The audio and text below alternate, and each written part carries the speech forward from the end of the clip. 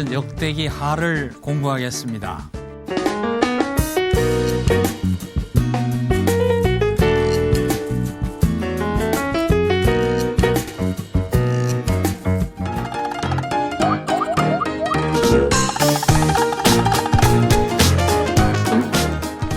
역대기 상에서 이미 다윗 왕이 성전 건축을 위한 만반의 준비를 마친 것을 보았습니다.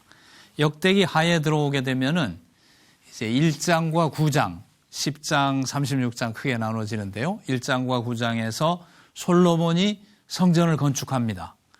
그리고 10장에서 36장은 그 건축한 성전이 황폐해지고 또 복원되고 파괴되는 과정, 그것을 말해줍니다. 좀 자세히 이 10장에서 36장을 구별해서 볼 것 같으면 처음 2장은 북이스라엘이 이탈하는 나라를 나눠서 나가는 내용이 나오고요. 12장에서 36장은 북쪽이 이탈한 것 외에는 북쪽 이스라엘에 대해서는 별로 언급이 없어요. 그냥 나간 녀석들.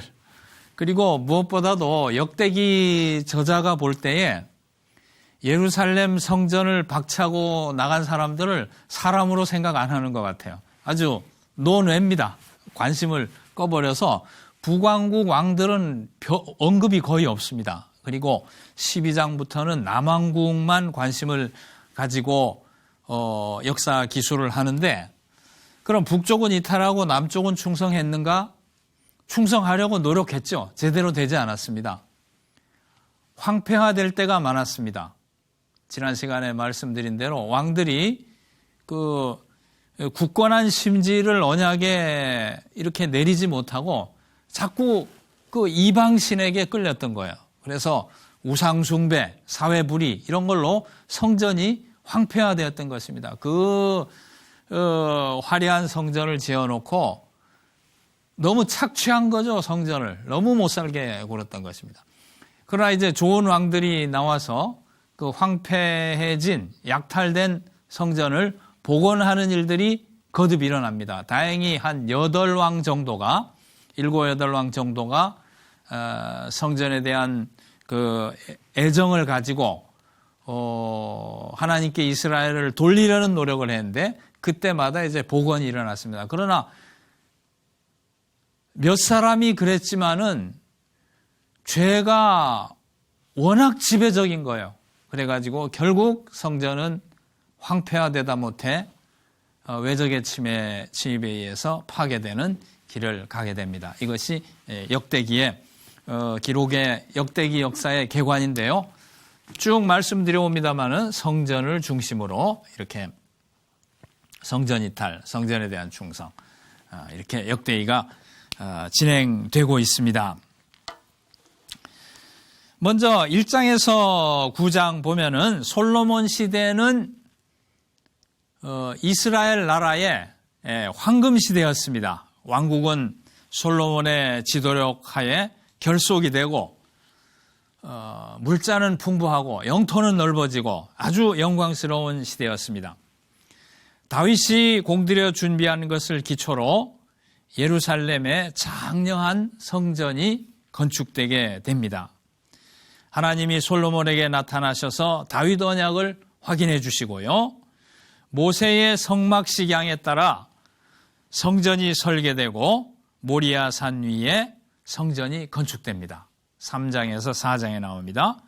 그래서 5장에 보면 솔로몬 제위 11년, 주전 960년에 드디어 예루살렘 성전이 건축됩니다. 하나님이 이곳을 제사의 중심이요 종교의 중심으로 선택하셨다는 선언이 7장에 나오고, 그 다음 쭉 이어지는 8장과 9장에 이러한 성전 건축에 이어서 솔로몬 왕국이 크게 번성하는 내용이 또 설명되어 있습니다.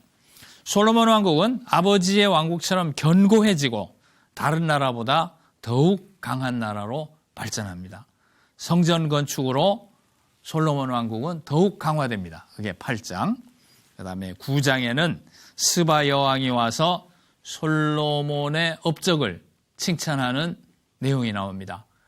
이 성전에 제사 드려지는 걸 보고 스바 여왕이 아주 그냥 기절할 정도로, 성경 표현에 하면 정신이 현황해져서 그랬습니다. 현황해져서 하는 게 무슨 말인지 잘 모르겠습니다만 아주 그냥 막 마음을 뺏길 정도로, 막 혼미해질 정도로 감탄을 해서 솔로몬의 치적과 예루살렘 성전의 영광을 높이 찬양하는 내용이 나옵니다. 그러한 이 성전 건축에 대한 내용이 1장에서 9장 사이에 나오고요. 자, 예루살렘 성전이 지어진 다음에 그러나 성전은 쇠락의 역사를 걷게 됩니다. 별로 영광스럽지 못한 역사이죠. 그러나 성경은 이 역대기는 돌아온 그 유다의 귀환한 남은 자들을 격려하는 책임에도 불구하고 인간의 죄가 하나님이 주신 그런 은혜를 다 수용하지 못하고 결국은 이렇게 파괴되는 쪽으로 갈 수밖에 없는 그러한 역사를 고발한다는 면에서는 역대기도 마찬가지예요. 먼저 10장에서 11장 북왕국이 성전을 이탈합니다. 열지파가 반역하죠. 정치적으로 여로보암과 열지파가 이스라엘이라는 새로운 나라를 만들 뿐만 아니라 심각한 것은 단과 베델에 자기들의 성소를 만드는 것입니다. 단과 베델의 성소를 만들 때는 금송아지도 만들어 놓고 형상을 만들어서는 안 되는 것인데도 이렇게 우상화되기 때문에 그 종교는 타락할 수밖에 없었습니다. 역대기는 북쪽 지파에 어떤 중요성도 부여하지 않습니다. 성전에서 분리돼 나간 것이 아주 깊은 상처가 되었던 것 같아요.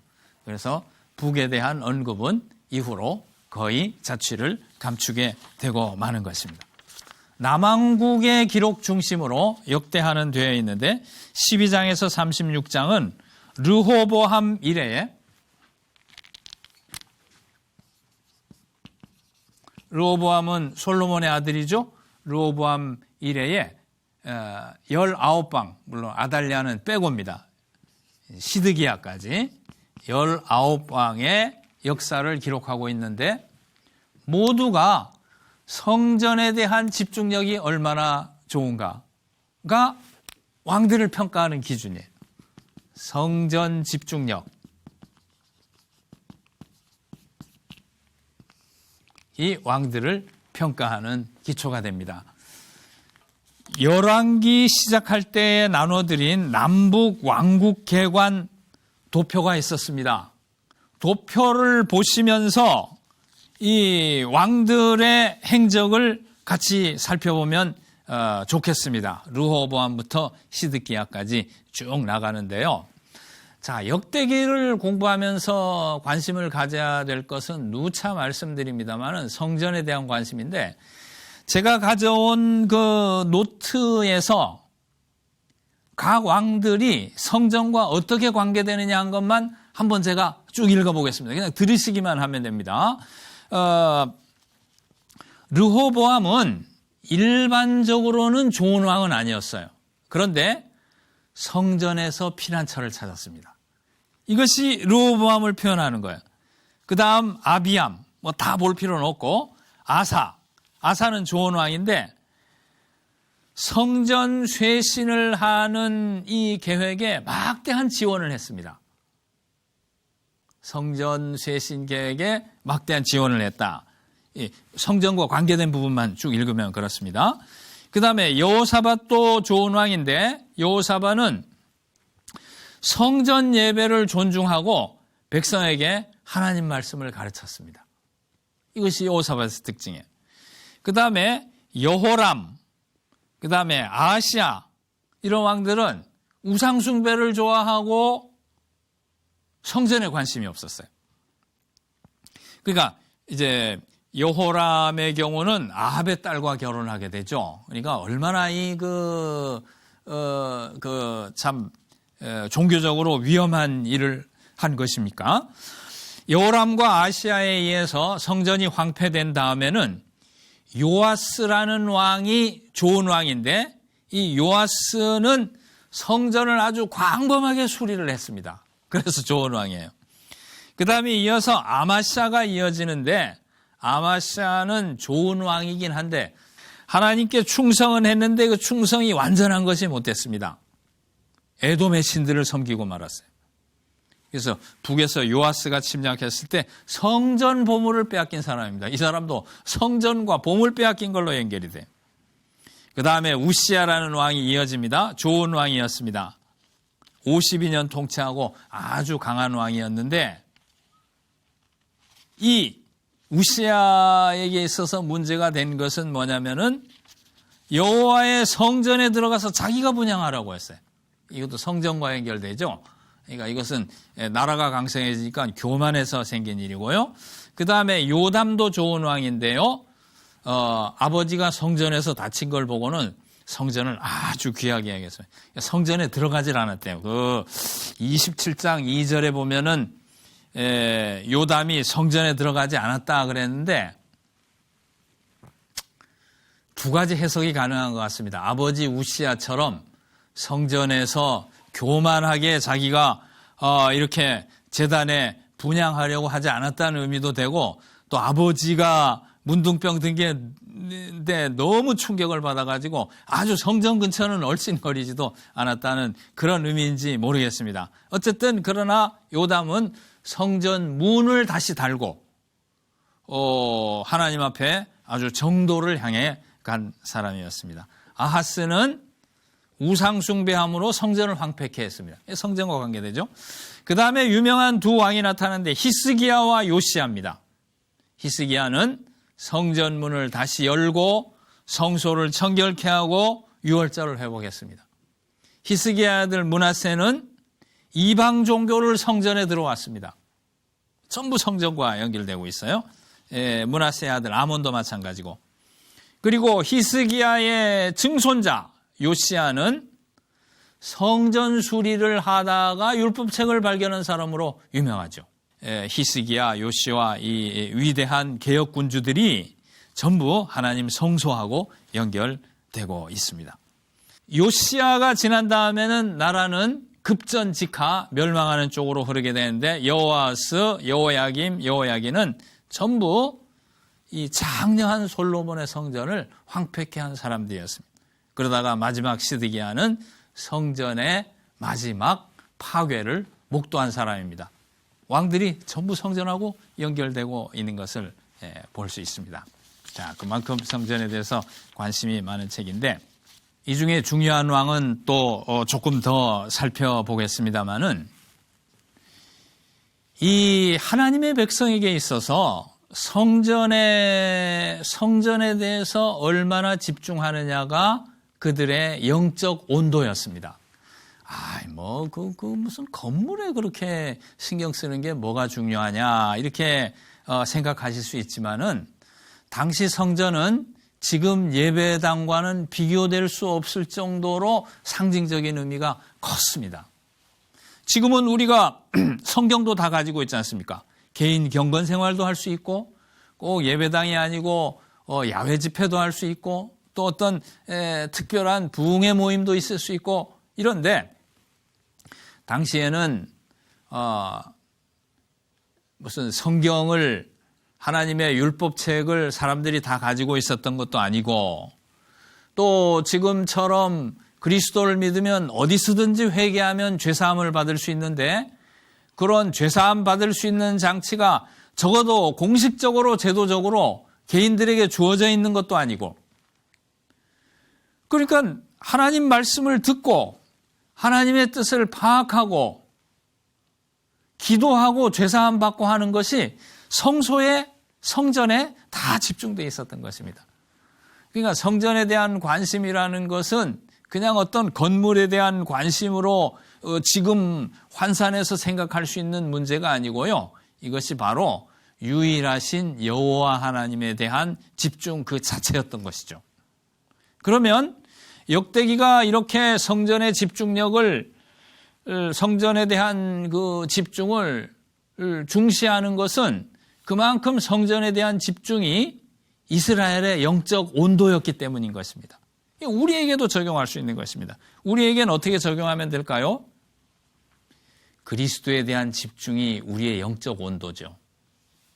성경도 보고 기도도 하고 교회 가서 예배도 드리고 목사님 지도를 받아서 또 상담을 받으면서 신앙이 자라가고 이런 모든 과정에 다 성실하고 충실해야 되고 예배에 빠지는 일이 없어야 되고 내 책임을 다하는 헌금 생활에도 성실해야 되고 개인 경건 생활에 다 성실해야 되는데 그 모든 것 안에 그리스도에 대한 집중력이 떨어지면 안 된다는 것입니다. 성전에 대한 집중은 바로 그리스도에 대한 집중으로 환원해서 설명할 수 있는데 그리스도에 대한 집중이 우리의 영적 체온이에요. 얼만큼 영적으로 건강한가? 그 영적인 그 온도를 측정하는 바로메타가 바로 그리스도에 대한 집중력이라고 할 수 있습니다.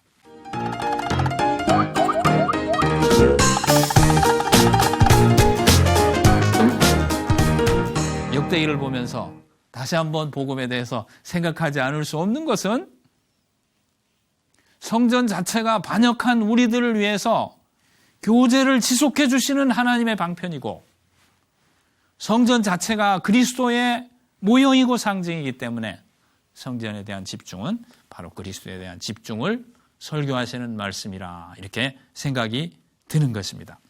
자, 그래서 남한국이 얼마나 성전에 대해서 충성했는가? 잘 못했죠. 늘 나라의 영적 힘을 공급하는 성전이었지만은 남쪽 왕들은 다 충성스러운 것은 아니었습니다. 남북왕국개관 아까도 같이 보았습니다마는 불과 일부 왕들이 성전에 집중할 수 있었고 대부분의 많은 왕들은 항상 이 하나님을 향한 성전을 향한 중심에서 이렇게 엇나갈 수밖에 없었던 것입니다. 그러니까 이 이스라엘이나 유다 역사를 보면서 항상 겸손하지 않을 수 없는 것은 이 부패한 인간의 마음은 이렇게 그 하나님의 훈계나 하나님의 신실한 사랑을 늘 배반하는 거예요. 그리고 쉽게 뭘 얻을 수 있는 거를 찾아가게 돼 있는 거예요. 그래서 바알신이라든지 이렇게 금오스 신이라든지 여러 가지 그 불결한 신들 그냥 당장의 필요만 채워주는 그런 신들을 얼른 찾아갔던 것입니다. 여호와 하나님은 우리를 훈련하시면서 인도하시는 분이시거든요. 그러니까 비도 제때 안 주고 기도를 해도 응답을 안 해주실 때도 있고 안 주시는 것도 은혜인데 그거를 못 참고 이렇게 이방신에게 쫓아갔던 거예요. 이 복음에 대한 집중이 떨어지는 게 어쩌면 그 이방 종교적인 경향으로 가려는 그러한 이런 그 바알이라든지 우상에게 달려갔던 이스라엘의 실패와 좀 이렇게 평행되는 모습이 아닌가 이렇게 생각되곤 하는 것입니다. 자, 어쨌든 르호보암은 성전에서 피난처를 찾았지만은 대체적으로는 의로운 왕은 아니었고요. 아비야 아까 잠깐 봤습니다. 아사 왕은 막대한 성전 쇄신 계획을 지원했습니다. 이제 남북 왕국 개관을 같이 보면은 더 이해하기 쉬운데 아사는 41년 통치를 했죠. 41년 통치하면서 좋은 왕이었습니다. 그리고 유다에 있는 이방 제단과 우상을 다 파괴했습니다. 여호와께 예배드리는 제단을 새롭게 하고 성전에서 여호와께 예물을 드렸습니다. 굉장히 훌륭한 왕이 옳습니다. 그런데 다 훌륭하진 못했어요. 대외 정책에서는 그 예배만 잘 드리는 게 아니고 나라를 다스리고 외교에도 다 적용해야 되는 거예요. 그리스도는 전부인 거예요. 하나님은 전부인 거예요. 어디 하나는 하는 척하고 어디 하나는 내 마음대로 하는 것이 아니고. 근데 이 아사 왕은 잘 하다가 외교 정책에서는 하나님의 인도를 받는 대신에 성전 보물을 털어가지고 수리아 왕 벤하닷과 외교를 맺고 말았습니다. 왜 성전 보물을 터나? 하나님보다 벤하닷이 더 커 보였던 것이죠. 그래서 책망받았습니다. 그게 16장에 나오죠. 실패해요. 끝이 실패로 끝나고 말았어요. 아무도 자랑할 사람이 없습니다. 나 자신을 가지고 자꾸 칭찬받으려 하고 높이려고 해서는 안 되겠어요. 이렇게 역대기 같은 기록도 왕들의 실패, 훌륭한 왕들의 실패를 있는 그대로 보도하고 있습니다. 여호사밧 좋은 왕입니다. 25년 통치했는데 성전 예배를 존중했습니다. 그리고 하나님 말씀을 가르쳤습니다. 하나님 말씀 가르치는 것도 어느 왕에게나 쉽게 보이는 게 아니에요. 여기 하나님 말씀 가르쳤다는 것은 성경 공부 잘 시켰구나, 설교를 많이 했나 봐, 이게 아니고요. 여기 하나님 말씀 가르쳤다는 것은 언약 갱신입니다. 우리가 신명기나 언약에 대해서 배울 때에 언약 갱신 조항 중에 한 조항이 뭐냐면은 그 하나님 말씀을 잘 보관하고 그거를 주기적으로 낭독하라는 게 있습니다. 이렇게 하나님 말씀을 주기적으로 낭독한다는 것은 하나님 주신 은혜를, 특히 출애굽의 은혜를 자꾸 회상한다는 거거든요. 그 하나님이 주신, 과거에 주신 은혜를 회상하는 게 능력을, 하나님의 은혜와 하나님의 기적의 능력을 새롭게 받는 것입니다. 그래서 갱신인 거예요. 언약 갱신하니까 뭐 그냥 무슨 뭐 면허증 갱신, 주민등록 갱신식으로 뭐 그냥 서류만 이렇게 한 것이다. 그게 아니고 갱신, 리뉴얼이라는 말은 출애굽의 은혜를 새롭게 받는 것을 말합니다. 유월절을 회복하는 것이라든지 말씀을 가르치는 것이라든지 하는 것이 전부 언약을 새롭게 하는 거예요. 그 은혜를 새롭게 받는 거예요. 그러니까 언약을 새롭게 받으니까 복을 안 받을 수가 없죠. 여호사밧은 적의 침략으로부터 안심할 수 있었습니다. 유다의 우상들을 파괴했고요. 모세율법을 유다 각 도시에 가르치기 위해서 선생님들을 파견했어요. 17장. 전쟁하기 전에 선지자에게 물었던 왕입니다. 예루살렘에는 공의로운 재판 제도를 시행했습니다. 참 훌륭한 왕입니다. 선지자들이 이스라엘을 질타한 거 큰 거 두 개가 뭐냐면 우상숭배, 그 다음에는 사회불이인데 이 사람은 하나님 앞에 예배를 성실하게 드리면서 영적인 능력을 그로부터 공급받고 나라를 다스리는데도 사회가 불의한 사회가 되지 않도록 잘 다스렸던 것을 볼 수 있습니다. 20장에 보면 유명한 사건이 있죠. 암몬과 모압이 쳐들어왔을 때 여호사밧은 칼이나 창 가지고 싸우러 나간 것이 아니고 찬양대를 앞세워서 시편 136편 1절에 찬송을 합니다. 여호와께 감사하라, 그 인자하심이 영원하미로다. 이 언약갱신의 능력을 아는 사람이었어요. 그래서 여호사밧은 이 일로 말미암아 하나님의 군대가 그 적을 순식간에 괴멸시켜가지고 그냥 그 어려움에서부터 구원받는 그런 유명한 사건이 역대하 20장에 기록되어 있습니다. 이게 유명한 여호사밧이고요.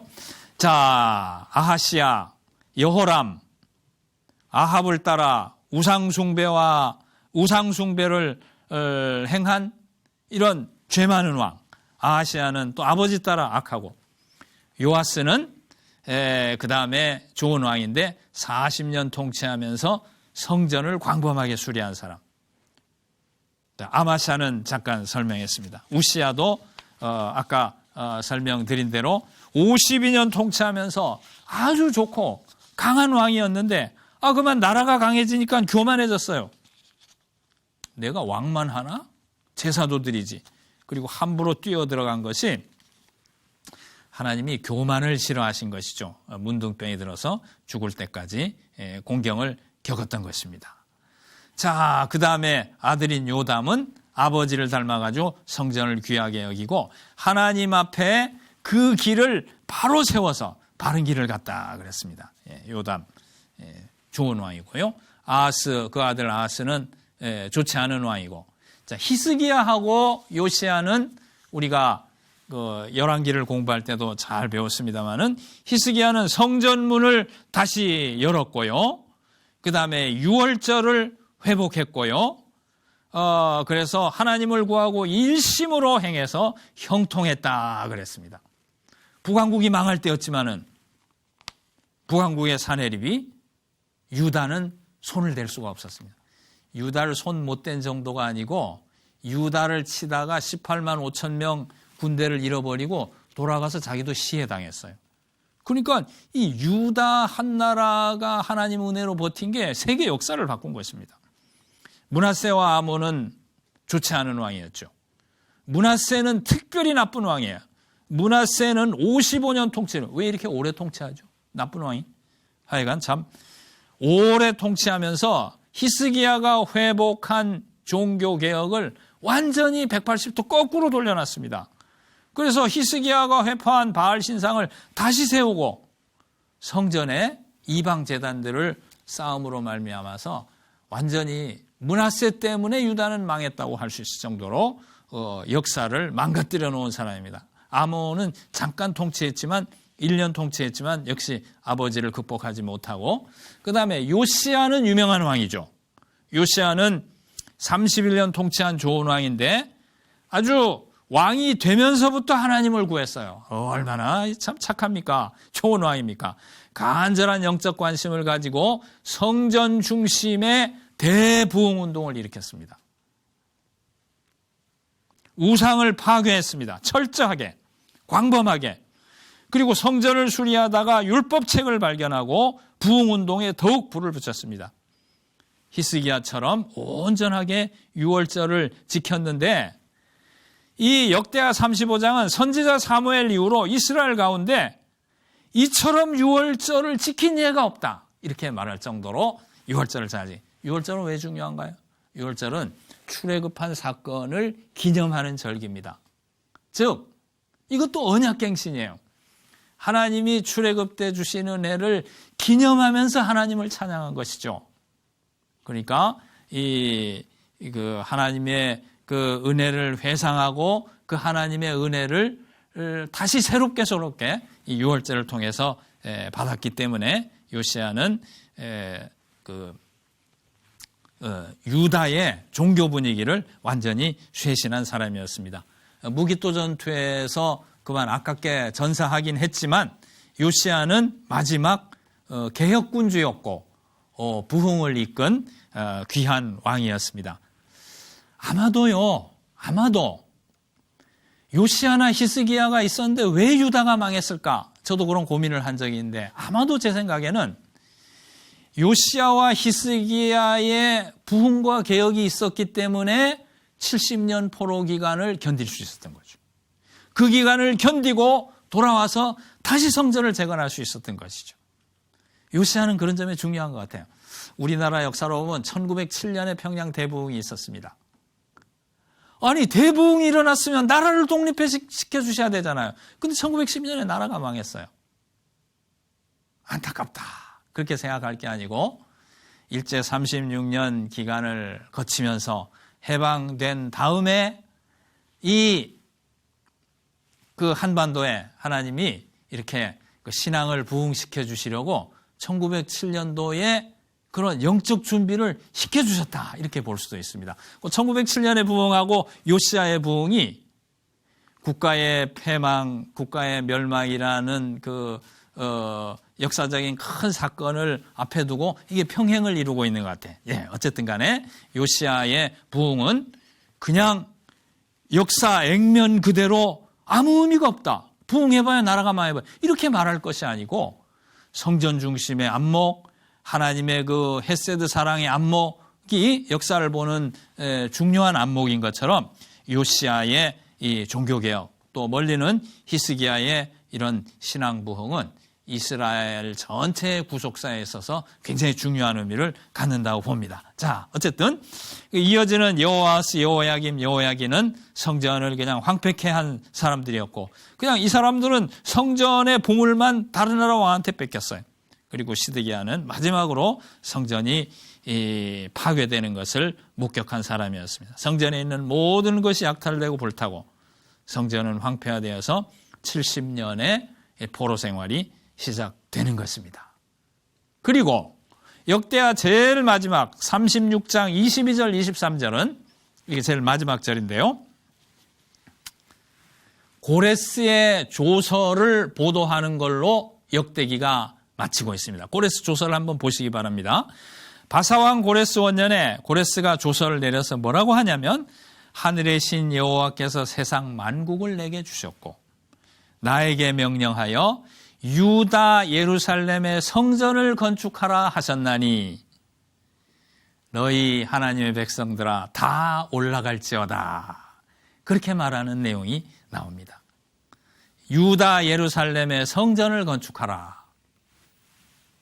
역대기는 전체적으로 성전에 대한 관심을 가지고 또 이렇게 책을 마무리하고 있는 것을 봅니다. 모두의 말씀드린 대로 이스라엘에게 있어서 성전에 대한 관심은 우리는 그리스도에 대한 관심, 복음에 대한 관심이라고 말할 수 있습니다. 모쪼록 성경이 이렇게 참 큰 열심을 가지고 성전에 대한 집중을 촉구하는 의미를 우리가 이 시대에 새롭게 새겨드려야 될 줄 생각합니다. 오늘 수고하셨습니다. 감사합니다.